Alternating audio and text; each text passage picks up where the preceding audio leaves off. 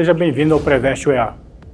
Meu nome é Ricardo Freitas, sou do sexo masculino, tenho 54 anos, minha cor é branca e meu cabelo é castanho e tenho os olhos castanhos também. Tenho uma estatura mediana, estou trajando uma calça jeans e uma camisa preta. A sala de aula é um estúdio de televisão e eu utilizarei uma tela interativa para fazer anotações. Seja bem-vindo ao CIS 1 Macro. O tema da aula de Geografia de hoje é a população brasileira, características gerais. Vamos começar falando em relação à estrutura etária da população brasileira, né? A população estimada do país chega a 212,6 milhões de habitantes no levantamento de 2024 do IBGE. A distribuição da população de um determinado local também pode ser representada através de um gráfico, né? Que é muito comum aparecer nos vestibulares, que são as pirâmides etárias. Esse gráfico é elaborado logicamente por faixas etárias, né? E a gente consegue observar algumas características dependendo da população de cada país, né? A gente sabe que no topo são as faixas etárias mais avançadas, são os idosos, que demonstram o envelhecimento da população. A gente observa que o corpo são os adultos, que atualmente predominam no Brasil, e a gente vem observando nos últimos anos que a base, que são os jovens, ela vem num processo de redução gradativo, né?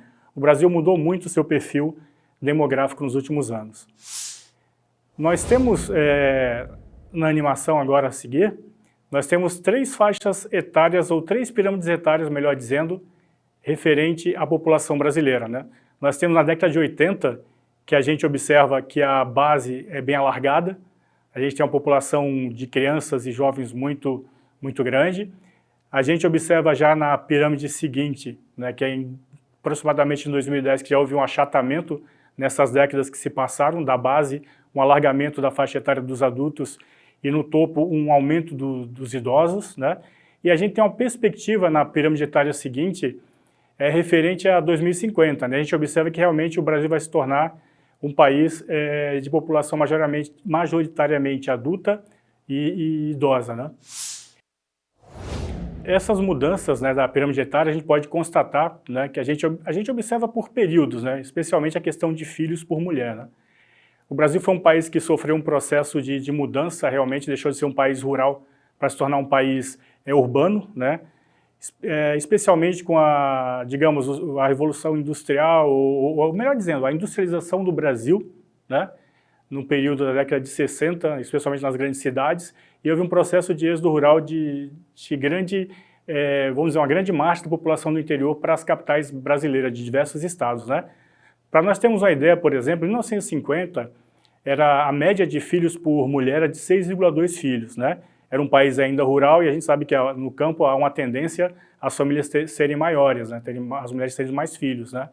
Em 2010 a gente já observa que está aproximadamente 1,86 filhos por mulher. Em 2023 a gente já tem assim 1,5, melhor dizendo, filhos por mulher, né?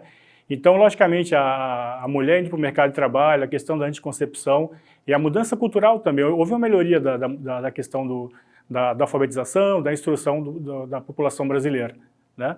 Então, tudo isso fez com que mudasse esse perfil, né?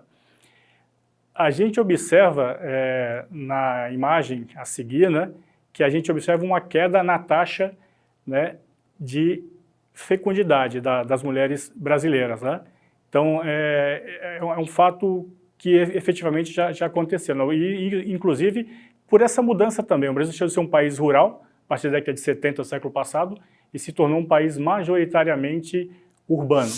A consequência desse declínio, né, causado por fatores como o desenvolvimento de métodos contraceptivos, a urbanização e o ingresso da mulher no mercado de trabalho e a diminuição do ritmo de crescimento da população, né? Certamente a população vai diminuindo porque é uma tendência natural, né, que ocorreu em outros países que teve um processo de urbanização muito mais antigo que o nosso, e ocorreu no Brasil, porque a vida na cidade é uma vida diferenciada.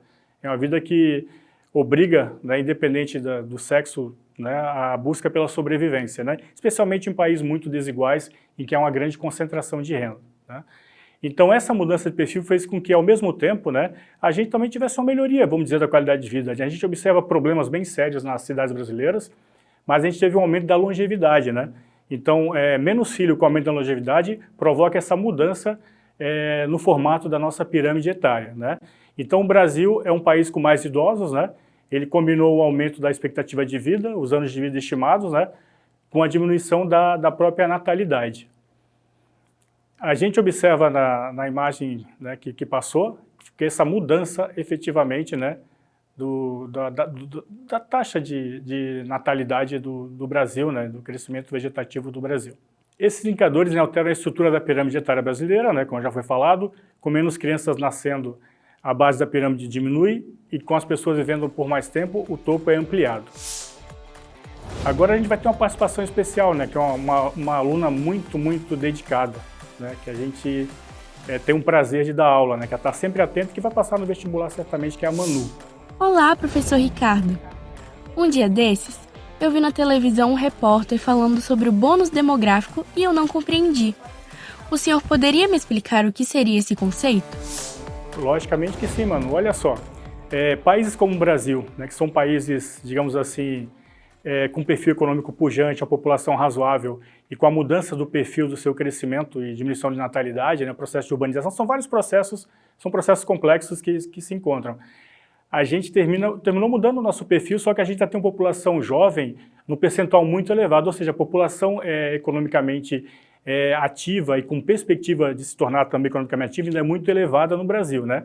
Só que essa mudança está sendo muito rapidamente, ou seja, aquela conversa muito antiga, de décadas passadas, o Brasil é um país de jovem, a gente já não pode afirmar isso, né? O Brasil é um país em transição demográfica. Mesmo assim temos esse bônus, ou seja, a gente ainda tem uma força de trabalho numa perspectiva boa para as próximas décadas, mas está mudando, né? Aí quando isso mudar, a gente tem que pensar num outro planejamento para as políticas públicas do Brasil, em relação à sua população. Economicamente, esse bônus demográfico também implica no maior número de pessoas geradoras de força de trabalho, que podem produzir e pagar impostos, alavancando a economia do país. Isso serve como combustível para a produção industrial e mercadológica, gerando riquezas, elevando a economia e, consequentemente, as suas rendas, ampliando a melhoria das condições de vida também, né? Uma família com menos filho e a população em idade ativa conseguindo um emprego, a gente consegue ter uma melhoria da qualidade de vida em geral do país. Agora vamos resolver duas questões, né, do vestibular da VUNESP, né?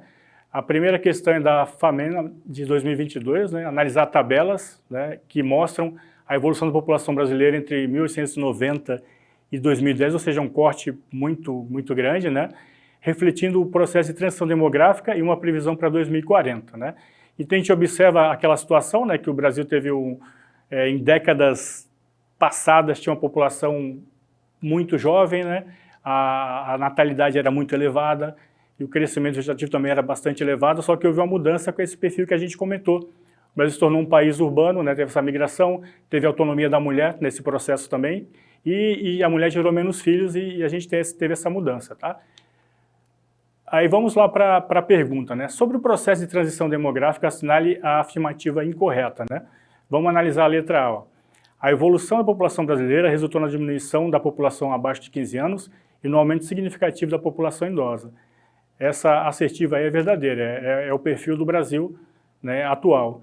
Na letra B, nós temos a afirmação seguinte, né? O crescimento da população brasileira em 2040 deve ser negativo e a partir dessa data deve ser iniciar o processo de redução da população. Isso aí também é um fato. A gente vai, por incrível que pareça, a gente vai diminuir a população e vai chegar ou seja, a uma perspectiva de envelhecimento que o governo tem que pensar em novas políticas públicas, né? A letra C afirma o seguinte, ó, a redução da taxa de mortalidade e da esperança de vida explica o bônus demográfico obtido graças ao aumento da população economicamente ativa, né?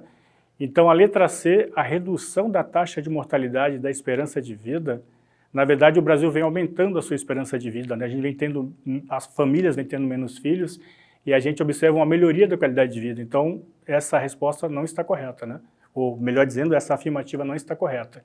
E na letra D, a faixa etária de 0 a 9 anos, apesar de crescer em números absolutos até a década de 2010, reduziu-se proporcionalmente ao longo dos anos analisados.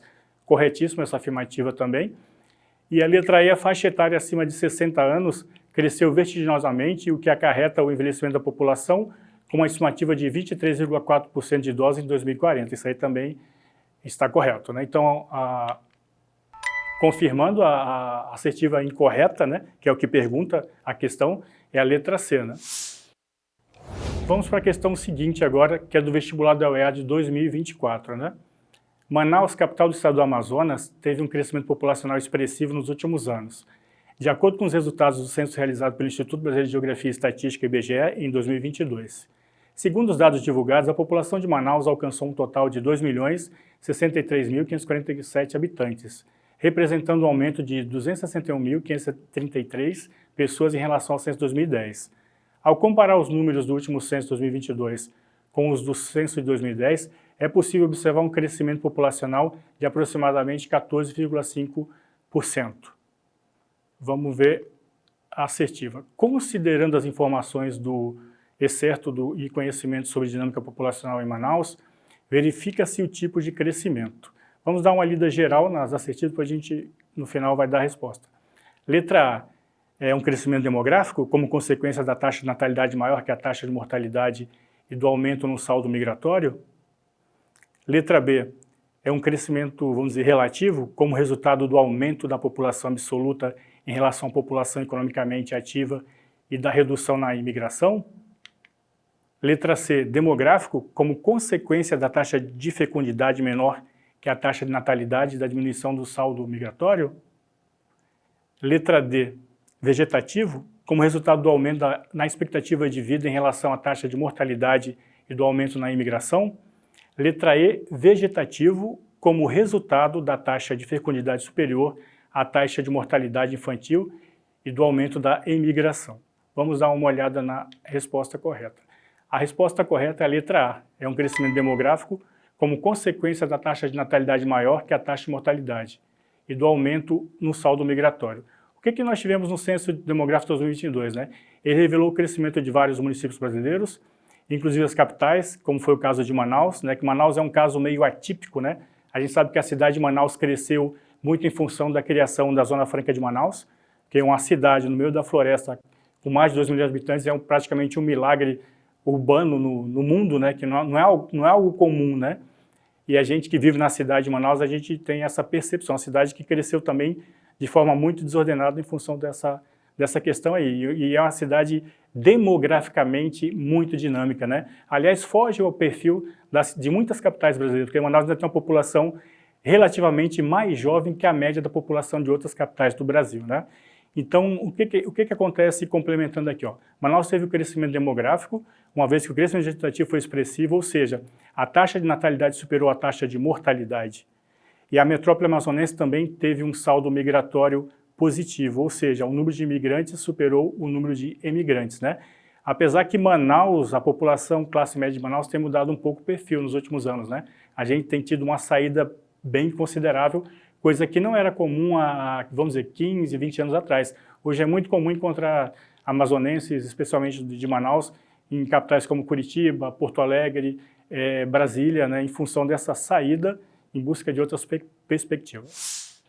Na aula de hoje, vimos a questão demográfica do Brasil, A gente conseguiu comentar a respeito dessas mudanças que ocorrem significativamente, vai ter uma população mais envelhecida daqui a algumas décadas, Apesar de ainda termos um bônus demográfico que nos propicia, ou seja, uma população economicamente ativa, que ainda mantém a nossa economia, digamos assim, pujante, A gente consegue ter os trabalhadores e manter um mercado consumidor bem razoável, E é um assunto muito importante para o vestibular da UEA, Vou dar uma dica para você, baixe o aplicativo do Preveste UEA e acompanhe o Preveste UEA em todas as nossas redes sociais.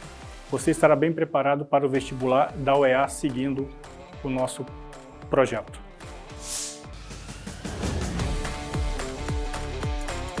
Olá, pessoal! Se vocês quiserem rever todas as aulas e ter acesso a questões comentadas, instale o aplicativo do Preveste e acompanhe todo o nosso conteúdo. Faça como eu, se prepare desde a primeira série do ensino médio.